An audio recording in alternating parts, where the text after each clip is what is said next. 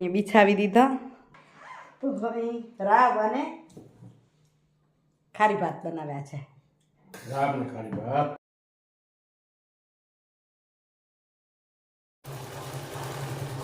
શું ચાલુ છે આ મશીન ઉપર અત્યારે? નમસ્કાર મિત્રો, કેમ છો? મજામાં?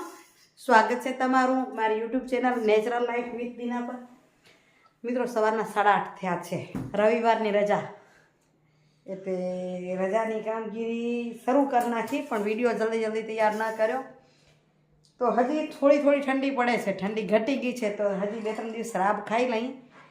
તો હવે રાબ અને ખારી ભાત બનાવ્યા છે. રાબ ને ખારી ભાત. રવિવારે દાળ ભાત બનાવું, તો આજે દાળ ભાત ના બનાવ્યા અને ખારી ભાત બનાવ્યા. જમી લઈ. ખારા મીઠાનો મેળ સારો પડે છે ખાવામાં. ખારી ભાત અને શીરો કે અમારા કચ્છીમાં એમ કે ખારો ખાવો ને મીઠો ખાવો, ખારો ખાવો ને મીઠો ખાવો બનાવ્યો હોય. આંકે જે કે ખાય, આંકે જે કે જમી લાચણો યાચો અજતા ને ઘસી તે જમે કે નો, એટલે કે ખારો ખાવો ને મીઠો એ બે બનાવ્યા છે. કોઈને આવવું હોય તો જમવા આવો છો કે નહીં, એવું હું કચ્છીમાં પૂછ્યું મેં. ચાલો અત્યારે શિરામણ પી લઈએ અને પછી આજે રવિવાર છે એટલે તમને મળતા રહેશું, કાંઈક ને કાંઈક કામ કરતા રહેશું. તો મિત્રો, 9:15 થઈ ગયા, સાહેબ નીકળી ગયા અને હવે રવિવારના નવા કામની મોજ. સ્વેટર ધુઓ છો તો ઘણા લોકો એમ કે સ્વેટર મશીનમાં નથી નાખી શકાતા, તો કેમ? તો કે કાં ચેન બગડી જાય અને કાં તો આ બટન તૂટી જાય, ખરાબ થઈ જાય. આવા મોટા બટનવાળા હોય ને, સાચી વાત છે, તૂટી જાય તો એને પણ ધોઈ શકાય. કઈ રીતે ધોઈ શકાય? તો આ રીતે એને બંધ કરી દેવાના. જો આને મેં બધા જ બટન બંધ કરી દીધા છે. બટન બંધ કરી અને સ્વેટરને આખું ઊંધું કરી નાખો અને પછી મશીનમાં નાખી દો. ધોવાઈ પણ જશે વ્યવસ્થિત અને બટન પણ નહીં તૂટે, પણ એને ઊંધું કરી નાખો. અને જે સ્વેટરની ચેન છે ને, ચેનને બંધ કરી નાખો. ઘણી વખત પેન્ટની ચેનો ખરાબ થઈ જાય છે, તો પેન્ટની ચેનને પણ હંમેશા બંધ રાખો, તો એ ખરાબ નહીં થાય. જો ખુલ્લી હશે ને આમ થાય ને, એના કારણે જલ્દી ખરાબ થઈ જાય છે. સ્વેટરની ચેનને બંધ કરી લોક થઈ જાય. જો લોક થાય એવી ન હોય તો ઉપર સેફ્ટી પિન ભરવી દો, પણ ચેન ડગવી ન જોઈએ, તો ખરાબ નથી થતી. એ મારો આ જાત અનુભવ છે. અને તમે પણ બીજી રીતે કાંઈ કરતા હો તો મને ચોક્કસથી કહેજો. મને જે કાંઈ અનુભવ થાય એ તમારી સાથે હું શેર કરું છું, એટલા માટે કે બધાનું કામ કેમ સરળ થાય. કામ સરળ થાય તો મોજ થાય ને. ચાલો તો સ્વેટર ધોવા નાખી દઉં. રવિવારે આ બધું કામ વધારાનું મળે આપણને. તો મિત્રો, કામ કરતાં 11 વાગી ગયા. હવે કીધું કચરા પોતાને બીજું બધું થઈ ગયું, હવે અહીંયા થોડીક તૈયારી કરું અને આજે ભગવાનના વાઘાને સીવી દઈ ગયા છે, કારણ કે 11 વાગે હું ફ્રી થઈ ગઈ છું. દર વખતે 2 વાગે ને, હજી 11 વાગે કામ થઈ ગયું. કપડાં ધોઈને સૂકવાઈ ગયા. એ સુકાય ત્યાં સુધી ભગવાનના વાઘા સીવાની કરું તૈયારી. સીવાઈ જાય તો ત્યારે તમને બતાવીશ. તો મિત્રો, 1:30 વાગવા આવ્યો.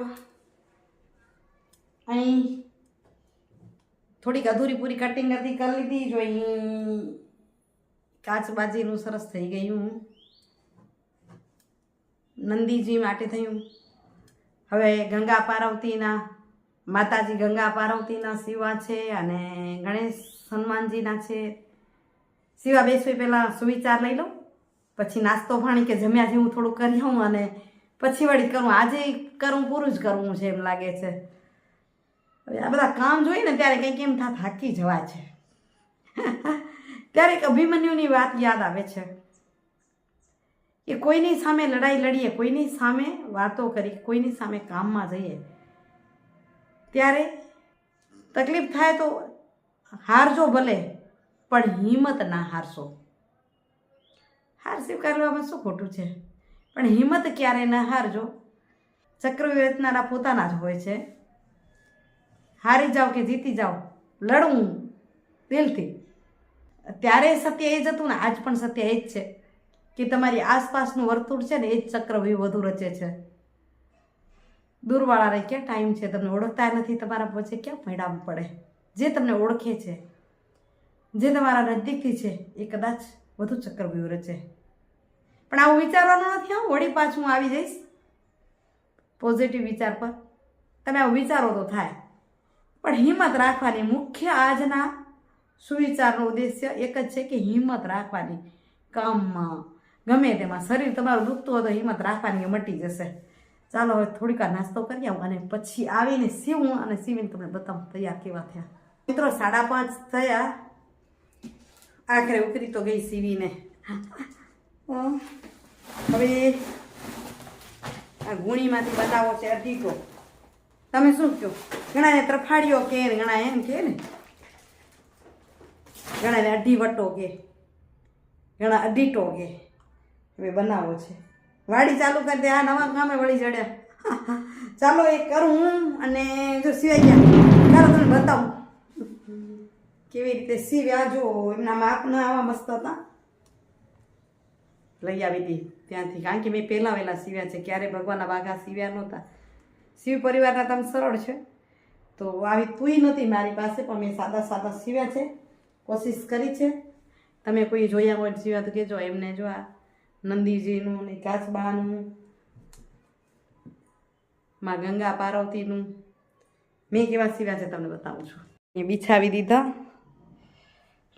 તો આ માં ગંગા પાર્વતીનું છે નીચે, અને ઉપરનો માતાજીની ચુંદડી જગ્યાએ મેં બનાવ્યો છે. પછી આ નંદીજી માટે, આ કાચબાજી માટે, આ કાર્તિકેયનું, હનુમાનજીનું અને ગણેશજીનું. તો આ રીતે મેં બનાવ્યું છે. તમે કોઈએ બનાવતા હોય કે ક્યાંય જોયા હોય તો મને કહેજો હો. મેં આ પહેલાં બનાવ્યા છે અને કપડું લઈ આવી હતી. કેવું લાગે છે? મારી પાસે છે ને આવી તુંય નહોતી અને મને પેલું યાદ પણ નહીં જોઈશે. પછી તો મેં આ એક લાલ પટ્ટી હતી આવી નવી, કારણ કે જૂનું તો ચાલે નહીં ભગવાનને, એટલે આવી નવી પટ્ટી નાખીને માતાજી માટે તોય થોડુંક સરસ કર્યું. કપડું બહુ જ મસ્ત છે, ચમક ચમક કરતું, પણ તુંય નહોતી. બીજી વાર જ્યારે ઈચ્છા કરશું ને ત્યારે પહેલેથી તુંય લઈ રાખશું. તો કમેન્ટ કરીને કહેજો કેવું લાગે છે તમને. ને મારી જેમ તમારો અનુભવ નહોતો એમ પણ લખજો. અમારો કોઈ અનુભવ નથી. વિચારું છું કે હવે એને સીવાની કોઈ તૈયારી કરું કે પછી બીજા ઘરના કામમાં પડું, કારણ કે કપડાં સંકેલવાના બાકી છે. કાંઈક કરું. રવિવારનો દિવસ આમને આમ પૂરો થઈ જાય. હમણાં ઘણા રવિવારને એવા થયા કે એક સિલાઈનો આંટો પણ ના દઈ શકું. તેમાં 2 દિવસની ભેગી રજાઓ હાલી ગઈ. શનિ રવિ હતા તોય ગયા. 25 તારીખે રવિવારે, 26 તારીખે 26મી જાન્યુઆરીની રજા હતી તોય કંઈ કામ નથી. પણ આજે તોય મેં સરસ કામ કરી લીધું. એનો આનંદ છે. હિંમત નથી હારી. મને ઘણા બધા બ્લાઉઝ સીવવા છે, પણ હું સીવી શકીશ કે શું એ નક્કી નથી થતું. તમને બતાવ્યું ને, વ્હાઈટ બ્લાઉઝ મેં સીવ્યું છે, પરફેક્ટ ફિટિંગ છે. તો બીજા સીવું તો થાય નહીં, તો પછી માપ કોઈકને આપી અને બીજા સીવડાવી લઉં તો થાય.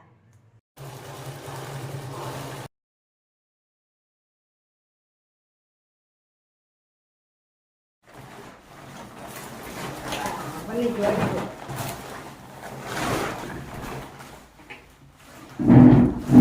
ઓ રામાય સાહેબ આવી ગયા. બની ગયો. તમે કેટલા લાગે? ચોરસ ના બન્યો, લંબચોરસ બન્યો તો ગાડી કેમ બનાવતા હશે? હે ખબર નહીં હવે. જો લંબચોરસ જેવો લાગે. રાવણ બનતા હશે, આવો જ હશે. તમે આવી ગયા જલાય થઈ ગયો ને તો મને વાર લાગે. કારણ કે જલાય વગર વચ્ચેનો સિલાઈ ન કરતા ગયા, વચ્ચેની કરી દીધી મેં. તો થઈ ગયો આપણો અઢીવટો તૈયાર. વાડી કરવા મળશું તો રાયડા બાયડા કાઢવા પડશે. જરાક સિલાઈ મારતા इसलिए કેમ મારશો? આમ જરાક માથું નહીં તો તૂટી જશે એથી.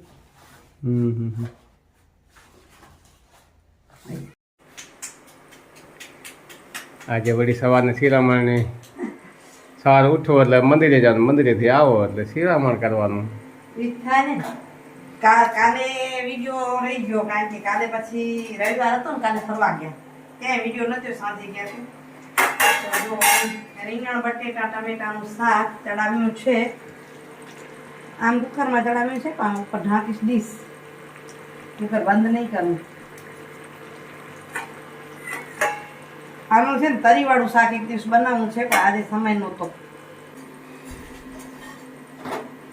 તરીવાળું શાક બનાવીશ ને ત્યારે તમને રેસીપી આપીશ. આજે તો હવે શું ટાઈમ નહોતો તરીવાળું શાક બનાવવાનો. કારણ કે એમાં થોડી તૈયારી કરવી પડે ને તરીની ને પછી અંદર નાખવા માટેના ને ચાલો અત્યારે બાજરાના ને મકાઈના 2 રોટલા બનાવીશ અલગ અલગ. સાહેબને મકાઈ ને જુવાર ને ઓછા ભાવે, એને બાજરો જ ઘણો ભાવે, એટલે મારી માટે મકાઈ બનાવીશ, સાહેબ માટે બાજરો બનાવીશ અને રીંગણાનું શાક કરી લઈએ હરી હરી. આજ અને કાલનો વિડીયો બંનેનો સાથે જ થશે, ભેગો જેટલો થાય એટલે. રોટલો ઘણા લોકો એમ કે યુટ્યુબ માંથી શીખ્યા, તો આ તમે અડધો ઘડી લીધો, આજે નહીં એક દિવસ તમને બતાવીશ કે રોટલો ઘડો તો આ સરળ કેમ થાય, આમ સરસ જ થઈ જાય. એક મારા ફોરસ કહેતા હતા, બેન તમે રોટલા ખાવા આવા છે, તમે રોટલા બહુ સરસ બનાવો છો. એટલે ગામડાની મીનો તો બહુ સરસ જ બનાવે રોટલા, કારણ કે પહેલેથી બનાવ્યા હોય ને નાનપણથી જ. તો મિત્રો સવારે નાસ્તા પાણી કરીને જલ્દી નીકળી ગઈ. અત્યારે સાંજે પહોંચી તો 7 વાગે છે, સાહેબ તેડવા આવે એટલે મોડું થાય. હવે વિડીયોનું કરી નાખું છું એમની, કારણ કે હવે ખીચડી બનાવું, આજે કાંઈ બનાવીશ નહીં, કાંઈ રેસીપી બનાવો તો સાથે કરશે.